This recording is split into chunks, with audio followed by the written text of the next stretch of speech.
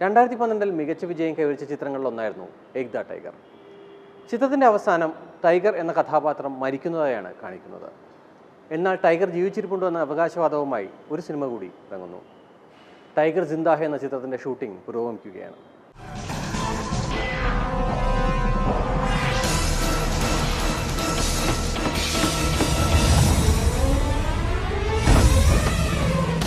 കബീർ ഖാനു പകരം അലി അബ്ബാസ് സഫറാണ് ചിത്രം സംവിധാനം ചെയ്യുന്നത്. സിനിമാക്കാരുടെ പ്രിയ ലൊക്കേഷനായ മൊറോക്കയിലാണ് ടൈഗർ ജിന്ദാ ഹൈ എന്ന് പേരിട്ടിരിക്കുന്ന ചിത്രത്തിന്റെ ഷൂട്ടിംഗ് നടക്കുന്നത്. ഈ ചിത്രത്തിന്റെ ഒന്നാം ഭാഗത്തുള്ളതിനേക്കാൾ മികച്ച ആക്ഷൻ രംഗങ്ങൾ ഈ സിനിമയിൽ പ്രതീക്ഷിക്കാമെന്ന് സംവിധായകൻ അവകാശപ്പെടുന്നുണ്ട്. ഹോളിവുഡിലെ പ്രമുഖ ആക്ഷൻ സംവിധായകരാണ് സ്റ്റണ്ടുകൾ ഒരുക്കിയിരിക്കുന്നത്. ഡാർക്ക് നൈറ്റ് മൂവികളുടെ ആക്ഷൻ സംവിധായകനായ ടോം സ്ട്രൂത്തേഴ്സ് ആണ് ആക്ഷൻ ഡയറക്ടർ. സൽമാനും കരീനയും മത്സരിച്ച് അഭിനയിക്കുന്ന ആക്ഷൻ രംഗങ്ങൾ ചിത്രത്തിൽ പ്രതീക്ഷിക്കാമെന്ന് സംവിധായകൻ അവകാശപ്പെടുന്നുണ്ട്. എന്തായാലും ട്യൂബ്ലൈറ്റ് എന്ന ചിത്രം ബോക്സ് ഓഫീസിൽ പരാജയപ്പെട്ടതിന്റെ ക്ഷീണം ടൈഗർ പരിഹരിക്കുമെന്ന് കരുതാം. ധനുഷിൻ്റെ ആരാധകർക്കിനി ഹാപ്പി ആയിട്ടിരിക്കാം. വേലയില്ലാ പട്ടധാരിയുടെ രണ്ടാം ഭാഗത്തിന് ശേഷം മാരിയുടെയും രണ്ടാം ഭാഗം തയ്യാറാകുന്നു. ചിത്രത്തിൻ്റെ സംവിധായകനായ ബാലാജി മോഹനാണ് ഇക്കാര്യം ട്വിറ്ററിലൂടെ അറിയിച്ചത്.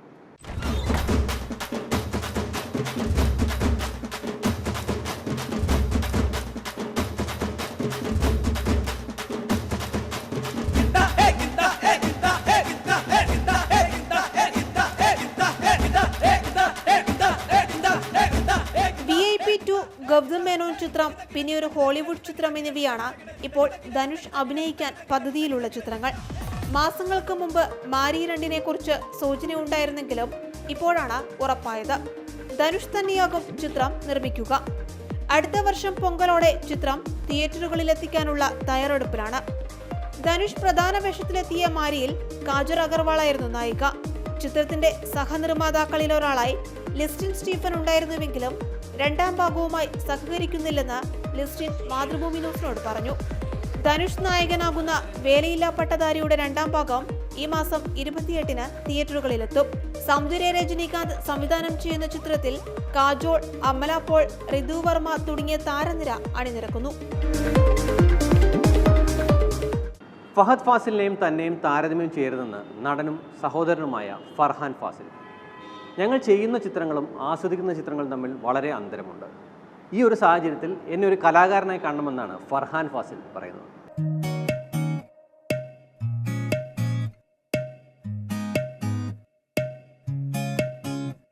അപ്പോൾ 3 വർഷം മുമ്പാണ് നമ്മൾ ആദ്യമായിട്ട് കാണുന്നത്. ട്രിവാൻഡ്രത്ത് വെച്ചിട്ടാണ്. അന്ന് സ്റ്റീവ് ലോപ്പസിന്റെ ലൊക്കേഷനിൽ വെച്ചാണ്. അന്ന് കണ്ട ഒരു വ്യക്തിയല്ലേ ഇപ്പോൾ. ബോഡി ലാംഗ്വേജിലായാലും ശരി, കാഴ്ചയിലായാലും ശരി, ഇത് സിനിമ വന്നൊരു മെച്യൂരിറ്റി ആണോ? ഇല്ല, അത് ഗ്രോയിങ് അപ്പ് ആയിരുന്നു ആക്ച്വലി. അന്ന് പിന്നെ നമ്മൾ ആ സ്റ്റീവ് ലോപ്പസിൽ ഞാൻ ആക്ച്വലി പ്ലേ ചെയ്തപ്പോൾ എനിക്ക് 24 വയസ്സുണ്ടായിരുന്നു. പക്ഷെ ആ പടത്തിൽ ക്യാരക്ടറിന് എന്തോ 20 വയസ്സ് 21 വയസ്സേ ഉള്ളായിരുന്നു. അപ്പം അന്ന് കാണാൻ കുറച്ച് ചെറുപ്പമായിരുന്നു. താടിയും മീശയൊന്നും ഇല്ലാത്തതുകൊണ്ട് കാണാൻ കുറച്ച് ചെറുപ്പമായിരുന്നു. പക്വതയുണ്ടായിരുന്നു. മെച്യൂരിറ്റി വെച്ചിട്ടൊന്നുമില്ല. ഇപ്പോഴും പഴയതൊക്കെ പോലെ തന്നെയാണ്. ലുക്കിന് കുറച്ച് മാറ്റം വന്നേ ഉള്ളൂ. ശരി. താങ്കൾ സിനിമ ചെയ്യുന്ന ഒരു എണ്ണം വെച്ച് നോക്കുമ്പോൾ 3 വർഷത്തിൽ മൂന്നാമത്തെ സിനിമ, രണ്ടാമത്തെ സിനിമ 3 വർഷത്തിൽ രണ്ടാമത്തെ സിനിമ. എങ്ങനെയാണ് ഈ വർഷങ്ങൾ പ്ലാൻ ചെയ്തിരുന്നത്? അങ്ങനെ എനിക്കൊരു ബേസിക് പ്ലാൻ ഇല്ലായിരുന്നു ആക്ച്വലി. എൻ്റെ ആഗ്രഹം വെച്ചിട്ടാണെങ്കിൽ സ്റ്റീവ് ലോപ്പസ് കഴിഞ്ഞ് ഉടനെ അടുത്ത പടം ചെയ്യണം, ഉടനെ അടുത്ത പടം ചെയ്യണം, അങ്ങനെയൊക്കെ ആയിരുന്നു. ഈ ഒരു ഗ്യാപ്പിനിടയിൽ ആക്ച്വലി സ്പീക്കിംഗ് ഞാൻ 2 പടങ്ങൾ കമ്മിറ്റ് ചെയ്തിട്ടുണ്ടായിരുന്നു. ഒരു പടം അത് ഷെൽഫ്ഡായി, അത് ഡയറക്ടറും പ്രൊഡ്യൂസറും എന്തോ ക്ലാഷ് ആയിട്ട് അത് മാറി. എന്നിട്ട് മറ്റേ പടം ഞാൻ ഭയങ്കര എക്സൈറ്റഡ് ആയിട്ടിരുന്നൊരു പടം, അത് പോസ്റ്റ്പോൺ ആയി. അത് ഇനി ഹോപ്പ്ഫുള്ളി അടുത്ത വർഷം നടക്കുമായിരിക്കും. അതിൻ്റെ ഒരു സ്റ്റേറ്റസ് എന്താണെന്ന് അറിയത്തില്ല എനിക്ക്. കാരണം ഇപ്പൊ ആക്ച്വലി ഒരു അറിയപ്പെടുന്ന ഡയറക്ടറിന്റെ പടമാണ്. അപ്പം പുള്ളി വേറെ വർക്കിലാണ് ഇപ്പം. ശരി. ഇനി അതൊക്കെ കഴിഞ്ഞിട്ട് പുള്ളി അടുത്ത വർഷം ഫ്രീ ആവുള്ളൂ. ഇനി അപ്പോഴേ നടക്കുള്ളായിരിക്കും. ശരി. ഇപ്പോൾ കുറച്ചു നേരം പറഞ്ഞ സ്റ്റീവ് ലോപ്പസ് കഴിഞ്ഞപ്പോൾ തന്നെ അടുത്ത സിനിമ, പിന്നെ അടുത്ത സിനിമ ആഗ്രഹിച്ചിരുന്നു. അങ്ങനെ ഒരു ആഗ്രഹം നടക്കാണ്ട് പോയതുകൊണ്ട് എന്തെങ്കിലും ഒരു ബുദ്ധിമുട്ട് തോന്നി? ഇല്ല, എനിക്ക് അങ്ങനെ ഒരു നിരാശയോ അങ്ങനെയൊന്നും തോന്നിയിട്ടില്ല.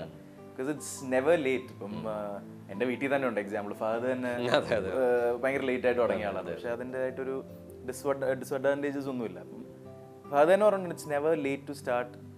പിന്നെ പടം ചെയ്യാൻ വേണ്ടി ചെയ്യണമെന്നില്ലായിരുന്നു. അങ്ങനെ ചെയ്യാനായിട്ട് നിങ്ങൾക്ക് ചെയ്യായിരുന്നു. എന്തെങ്കിലും ഒരു ഡിഫറൻസ് ഉള്ളൊരു പടമൊക്കെ ആയിരുന്നു ആഗ്രഹിച്ചത്. അപ്പോൾ കറങ്ങി തിരിഞ്ഞ് ബഷീറിൽ ലാൻഡ് ചെയ്തു.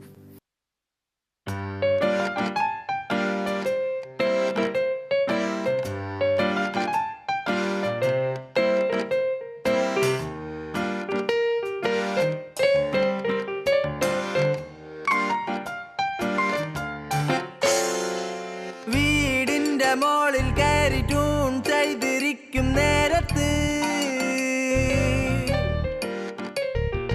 നീ നിന്റെ നീല തട്ടമിട്ടു എന്റെ മുന്നിൽ വന്നപ്പോ എന്റെ കണ്ണ് ബൾബായി നിന്നെ കണ്ട നേരം മനമയക്കും നിന്റെ ഗന്ധം ശുംഭറാണി കോയികമത്തി. കോപമെന്റെ പെണ്ണെ പ്രേമമൂത്തിട്ടല്ലേ സിഗ്നൽ ക്ലിയർ ആയില്ലേ ശുംഭറാണി കോയികമത്തി.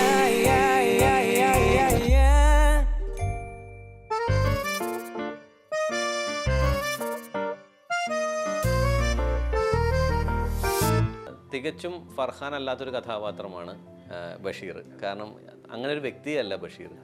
ഇത് എളുപ്പമായിരുന്നു അല്ലെങ്കിൽ ബുദ്ധിമുട്ടായിരുന്നു? ഇതിൽ ആക്ച്വലി ഈ ബഷീറിൻ്റെ ഇത് പറയുന്നതിന് മുമ്പ് വേറൊരു കാര്യം പറയാനുണ്ട്. കുറേ പേര് എന്നോട് ചോദിച്ചിട്ടുണ്ടായിരുന്നത് ബഷീറിൻ്റെ, വൈക്കം മുഹമ്മദ് ബഷീറിൻ്റെ പുസ്തകമാണോ എന്ന് ചോദിച്ചിട്ടുണ്ടായിരുന്നു. അപ്പം ഇത് അതല്ല. ആ പുസ്തകം ഇതിൻ്റെ അകത്ത് ഒരു ക്യാരക്ടറായിട്ട് വരുന്നുണ്ട്. ഒരു 3 ലവ് സ്റ്റോറീസ് പറയുന്നതിൽ ഒരു കോമൺ ഫാക്ടറി പുസ്തകമാണ്.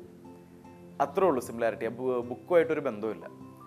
അപ്പോൾ തന്നെ ഈ ബഷീർ എന്ന് പറയുന്ന ഒരു ക്യാരക്ടർ എഴുതി ഉണ്ടാക്കിയ ഒരു ക്യാരക്ടറാണ്. അപ്പോൾ നമുക്കത് എങ്ങനെ വേണമെങ്കിലും മോൾഡ് ചെയ്തെടുക്കായിരുന്നു. ഇപ്പോൾ റൈറ്റേഴ്സായിട്ടിരിക്കുമ്പം ഓഫ്കോഴ്സ് ബഷീറിൻ്റെ ഒരു ഔട്ട്ലൈൻ ഇങ്ങനെയാണ്, പുള്ളിയുടെ സ്വഭാവം ഇങ്ങനെയാണെന്ന് അറിയാം. പുള്ളിയുടെ ട്രേറ്റ്സ് ഒക്കെ നമുക്ക് എങ്ങനെ വേണമെങ്കിലും മോൾഡ് ചെയ്തെടുക്കാം. അപ്പോൾ അതെൻ്റെ ഒരു കംഫർട്ടും കൂടെ നോക്കിയിട്ടാണ് ചെയ്തത്. അങ്ങനെ അതുകൊണ്ട് ഒരു സ്പെഷ്യൽ പ്രിപ്പറേഷൻ്റെ ആവശ്യമൊന്നുമില്ലായിരുന്നു. എനിക്ക് ആകെ ഒരു കാര്യത്തിൽ അനീഷ് പറഞ്ഞ കുറച്ച് വെയിറ്റ് കൂട്ടാൻ പറഞ്ഞായിരുന്നു.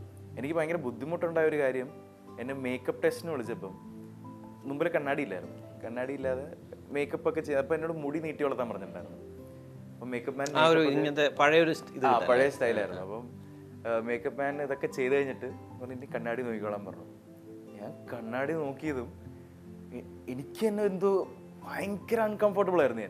ആ ലുക്ക് തന്നെ, ഞാൻ മുടി ചെയ്യാത്ത ഒരാളാണ്, ഞാൻ ഷർട്ട് തേക്കാത്ത ഒരാളാണ്. ഭയങ്കര അൺകംഫർട്ടബിൾ ആണെന്ന് പറഞ്ഞാൽ എനിക്ക്, ഞാൻ അനീഷോട് ചോദിച്ചു, അനീഷ് ഇത് വേണോ? അനീഷോട് ഇല്ല, രസമുണ്ട്, ക്യാരക്ടറായിട്ട് തോന്നുന്നുണ്ട്, അങ്ങനെ എങ്ങനെയാന്നൊക്കെ പറഞ്ഞു. പിന്നെ അത് സിങ്കിൻ ചെയ്യാൻ കുറേ സമയം എടുത്തു കേട്ടോ. എനിക്ക് തന്നെ എന്നെ കണ്ടൊന്ന് ബോധ്യപ്പെടാനും ആ ഒരു എന്തോ ഒരു ഇതൊന്ന് കംഫർട്ടബിൾ ആവാനും കുറേ സമയം എടുത്ത്. പക്ഷെ പിന്നെ നോക്കുമ്പം ആ ഒരു ലുക്കിൽ നമ്മുടെ ഈ സിനിമ നടക്കുന്ന കാലഘട്ടം ബേസ് ചെയ്യാൻ പറ്റും. ആ ലുക്ക് കണ്ടാൽ മനസ്സിലാവും ഇത് പഴയ ഒരു പീരിയഡ് മൂവിയാന്ന് ആ ലുക്കിൽ മനസ്സിലാവും. അപ്പൊ ആ ലുക്ക് അങ്ങനെ ഭയങ്കര ഹെൽപ്ഫുൾ ആയിട്ടുണ്ട്. പക്ഷെ ഞാൻ ആ ലുക്കിൽ യൂസ് ചെയ്യാൻ കുറച്ച് സമയം എടുത്തെന്ന് മാത്രം. അല്ലാതെ വലിയ ഹോംവർക്കിന്റെ ആവശ്യമൊന്നും വന്നിട്ടില്ല. ഞാൻ ബ്ലൈൻഡ്ലി അനീഷ് പറയുന്ന കാര്യങ്ങൾ ചെയ്യുന്നേ ഉള്ളായിരുന്നു. പെണ്ണെ പെണ്ണെ നിൻ മൊഴി കാത്ത് തന്നെ തന്നെ ഞാനൊരു കത്ത് കൽവിനുള്ളിൽ കന്നിമഴ തൂകും പോലെ ഓ നീ എൻ താളിലെ ലിപിയായി മാറി ഓ ഞാൻ നിൻ വേനയിൽ മഷിയായി മാറി കഥകൾ കൈ മാറി.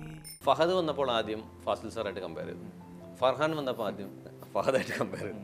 ഈ 3 കമ്പാരിസൺസും ഗുണം ഉണ്ടാക്കിയിട്ടുണ്ടോ? ഇല്ല, എനിക്ക് അങ്ങനെ ഇപ്പൊ ഫഹദുമായിട്ട് എന്നെ എങ്ങനെ കമ്പയർ ചെയ്യാൻ പറ്റും?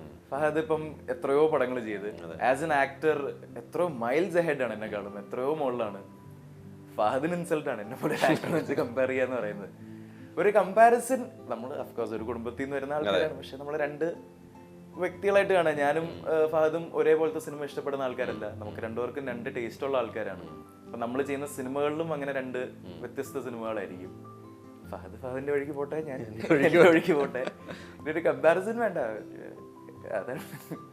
ഫഹദും നസ്രിയും ഫർഹാനോട് കൂടുമ്പോൾ എന്താണ് കൂടുതൽ സംസാരിക്കാറുള്ളത്?